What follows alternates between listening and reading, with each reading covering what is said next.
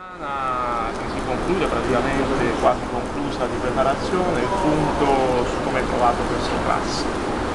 Beh, le ragazze comunque si vede che quest'estate, anche perché alcune sono state impegnate con la nazionale, quindi diciamo fino a metà giugno, e anche altre tramite il programma che ha dato il Ministero dell'Atletico, quindi sono rimaste in condizioni. Chiaramente è anche una condizione, visto che abbiamo appena cominciato, molto approssimativa, però comunque il lavoro procede bene perché comunque le ragazze stanno in una condizione fisica diciamo apprezzabile, quindi come prima settimana non ci possiamo lamentare. Abbiamo lavorato soprattutto dal punto di vista fisico con il nostro preparatore e poi abbiamo incominciato qualcosa a livello di tecnica individuale, però possiamo ritenerci soddisfatti di come si è svolto il lavoro della prima settimana.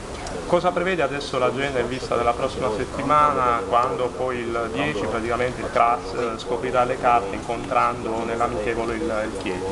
Sì, chiaramente adesso man mano che andiamo avanti con la programmazione inseriremo più parte tecnica tattica di basket, quindi mentre la prima settimana era quasi incentrata esclusivamente su una riattivazione dal punto di vista atletico e i test e anche diciamo, un lavoro più che altro dal punto di vista fisico, man mano che andiamo avanti nella preparazione, avvicinandoci anche alle prime amichevoli e alle prime gare giocate, chiaramente andremo a ampliare la parte dedicata al basket e man mano diminuirà il lavoro dedicato alla parte atletica.